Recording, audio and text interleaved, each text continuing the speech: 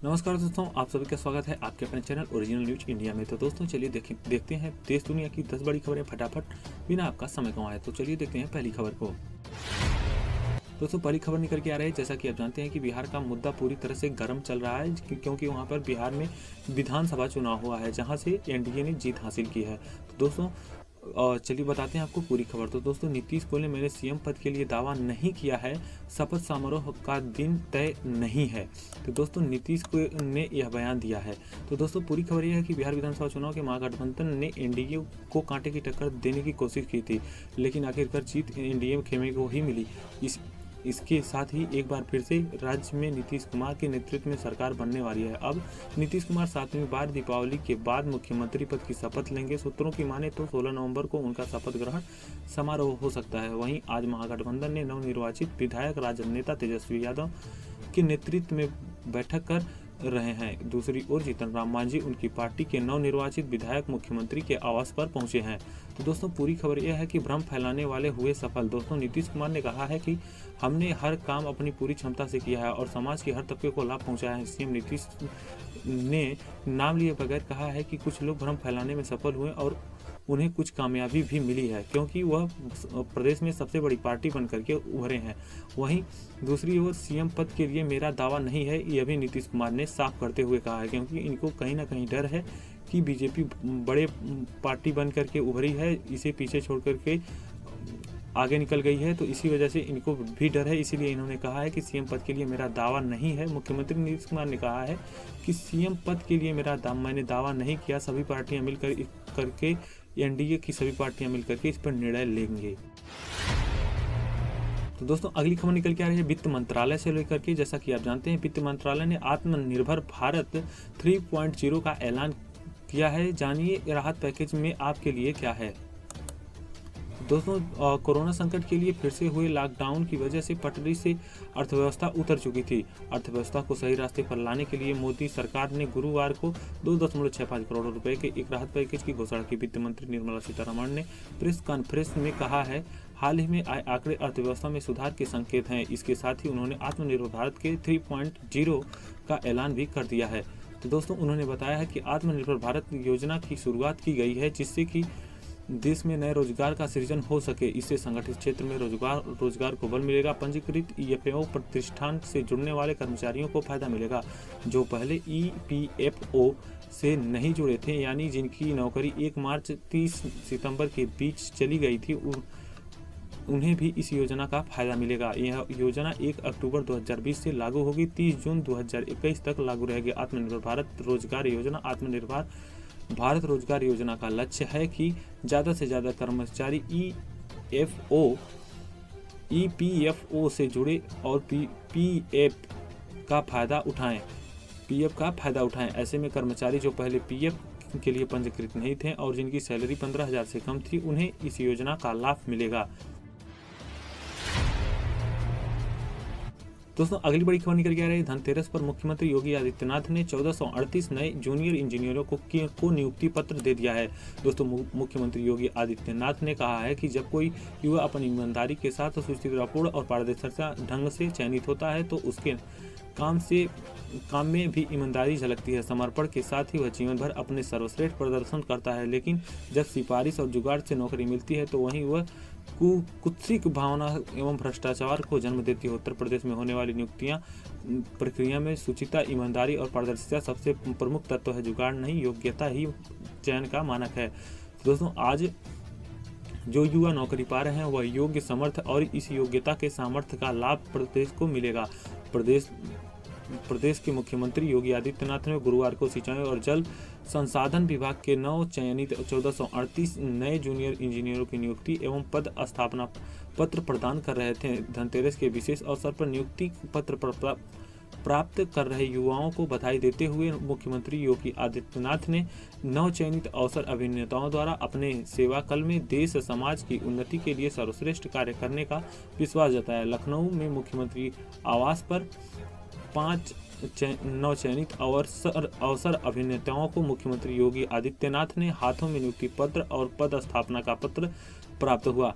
वहीं विभिन्न जनपदों के वीडियो कॉन्फ्रेंसिंग के जरिए जुड़े हुए चयनित अभ्यर्थियों को वर्चुअली मुख्यमंत्री का संदेश सुना और स्थानीय प्रतिनिधियों को के हाथों से नियुक्ति पत्र दे दिया गया। तो दोस्तों 5 लोगों को अपने हाथों से मुख्यमंत्री ने पत्र दिया है और बाकी सभी को वीडियो कॉन्फ्रेंसिंग के जरिए बताया है और उनको उपलब्ध वहां अधिकारियों के द्वारा नियुक्ति पत्र दिलाया गया है।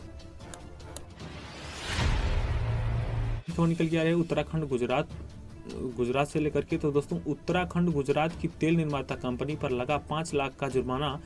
वजह क्या है दोस्तों, क्यों इतनी जुर्माना लग गई है, चलिए आपको विस्तार से पूरी खबर बताते हैं।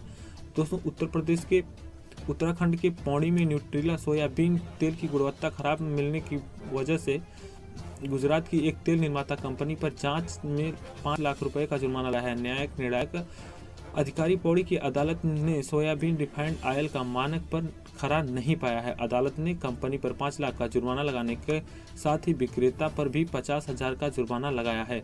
दोस्तों बता दें कि पौड़ी में 16 अगस्त 2016 को खाद्य सुरक्षा अधिकारी रचनालाल के कंडोडिया स्थित एक दुकान ने न्यूट्रिला सोयाबीन तेल का सैंपल लिया था और जांच के लिए रुद्रपुर लैब में भेजा था। 27 अगस्त 2016 को सैंपल की रिपोर्ट में फेल आई रिपोर्ट में तेल की साबुनीकरण चिकनाहट मानक में अधिक पाया गया।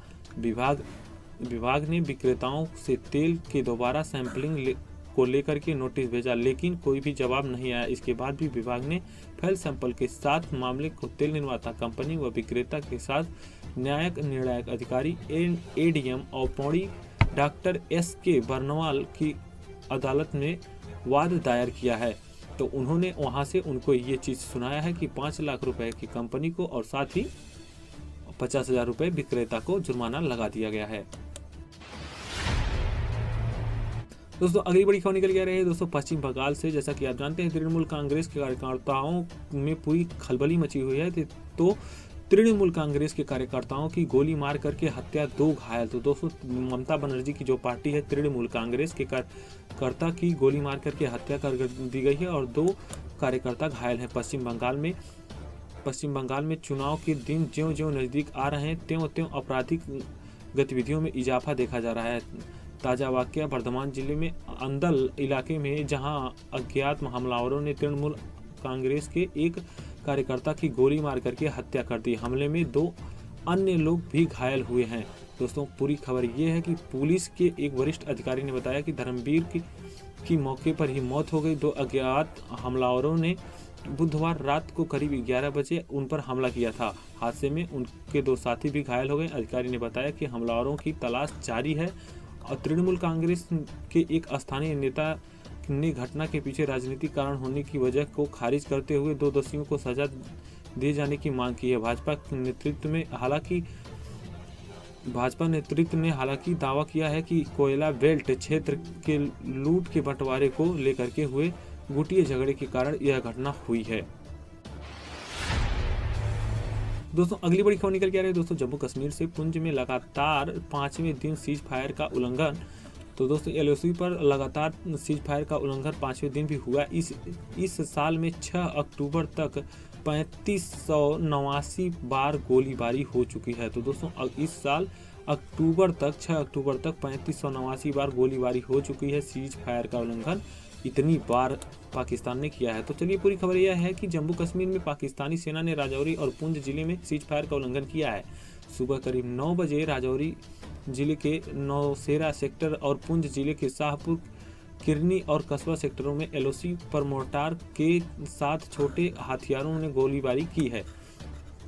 साथ ही भारतीय सेना की जवाबी कार्रवाई कर रही है। कस्बा, किरनी और शाहपुर सेक्टर में पाकिस्तानी की गोलीबारी का लगातार 5वां दिन है। पाकिस्तानी गोलीबारी और धर्मस्थल कई मकानों को नुकसान पहुंचा रहे हैं। इसके साथ ही पहले पाकिस्तानी सेना ने फिर LOC और फिर IB फिर सीज फायर का उल्लंघन करते हुए भारी गोलीबारी की है। अग्रिम चौकियों के साथ ही रिहायशी इलाकों को निशाना बनाया है। गोलीबारी में एक धर्मस्थल समेत कई घरों को नुकसान पहुंचा है। एक मवेशी भी घायल हो चुका है। पाकिस्तानी सेना की नापाक हरकत का जवानों ने भी करारा जवाब दिया है। कई घंटों की गोलीबारी में इलाके में पूरी दहशत का माहौल है। मंगलवार रात को 10:30 बजे के बाद पाकिस्तानी रेंजर्स ने हीरानगर के सेक्टर BSF की सतपाल, करोड़ा, कृष्णा, गुरुनाम पोस्ट के साथ ही मनियारी और सपलवा गांवों के निशाना बनाते हुए गोलीबारी की।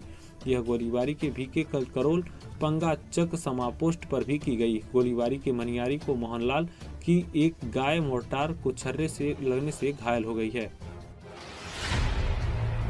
चलिए देखते हैं दोस्तों अगली खबर क्या है। दोस्तों अगली खबर यह है, बहुत बड़ी खबर निकल के आ रही है दोस्तों। कांग्रेस का दावा, अर्थव्यवस्था की दुर्दशा छिपाने के लिए वित्त मंत्री ने किया पैकेज का ऐलान। तो दोस्तों कांग्रेस ने यह दावा किया है कि अर्थव्यवस्था की दुर्दशा को छिपाने के लिए जो है वित्त मंत्री ने ऐलान किया है इस पैकेज का। तो दोस्तों देश के मुख्य विपक्षी दल कांग्रेस ने गुरुवार को दावा किया है कि देश की अर्थव्यवस्था भयानक मंदी की चपेट में है और वित्त मंत्री निर्मला सीतारमण ने इस स्थिति को दबाने के लिए पैकेज की घोषणा की है। कांग्रेस ने यह दावा किया है कि मौजूदा वित्त वर्ष की दूसरी तिमाही के दौरान GDP में गिरावट संबंधी अनुमान को लेकर के किया गया है। पूर्व वित्त मंत्री और कांग्रेस के वरिष्ठ नेता P चिदम्बरम ने भी यह आरोप लगाया है कि वित्त मंत्री निर्मला सीतारमण के पास अर्थव्यवस्था को पटरी पर लाने के लिए कोई योजना नहीं है। बता दें कि भारतीय रिजर्व बैंक ने अनुमान जताया है कि वित्त वर्ष 2020-21 की दूसरी तिमाही जुलाई से लेकर के सितंबर में GDP 8.6% तक सिकुड़ जाएगी।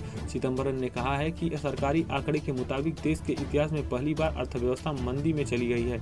इससे संबंधित जो आंकड़े सामने आ रहे हैं उनसे संकेत मिलता है कि दूसरी तिमाही में GDP 8.6% की गिरावट पर आई है। लगातार 2 तिमाहियों में नकारात्मक विकास दर का मतलब भयानक मंदी है। उन्होंने कहा है कि अर्थव्यवस्था को पटरी पर लाने के लिए मौजूदा समय में 4 कदमों की जरूरत है। पहला कदम कि किसानों को उनकी उपज का उचित दाम मिले, उन्हें न्यूनतम समर्थन मूल्य मिलना चाहिए।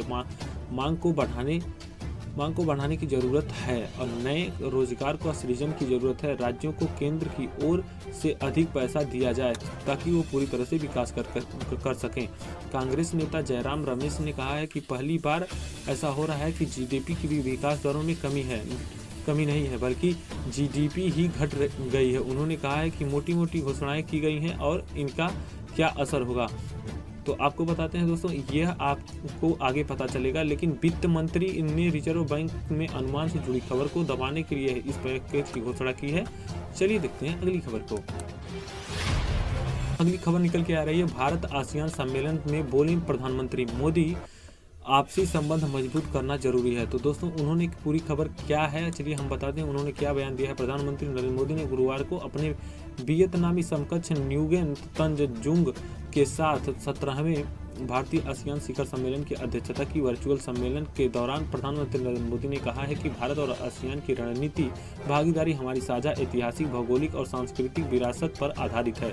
मोदी ने कहा है कि आसियान हमेशा एक्ट ईस्ट पॉलिसी पर का मूल रहा है। उन्होंने कहा है कि भारत की हिंद प्रशांत महासागर पहल को आसियान के हिंद प्रशांत पर दृष्टिकोण के बीच कई सारी समानताएं हैं। ऑनलाइन माध्यम से हो रहे इस शिखर सम्मेलन में सभी 10 आसियान सदस्य देशों के नेता भाग ले रहे हैं। सम्मेलन को संबोधित करते हुए प्रधानमंत्री नरेंद्र मोदी ने कहा है कि भारत और आसियान के बीच भौतिक, आर्थिक, सामाजिक, डिजिटल, वित्तीय और समुद्री संबंधों को मजबूत करना हमारे लिए बहुत ही महत्वपूर्ण विषय है। पिछले कुछ सालों में इन क्षेत्रों में हम करीब आए हैं और सम्मेलन में दूरियां और कम करने का काम करेंगे।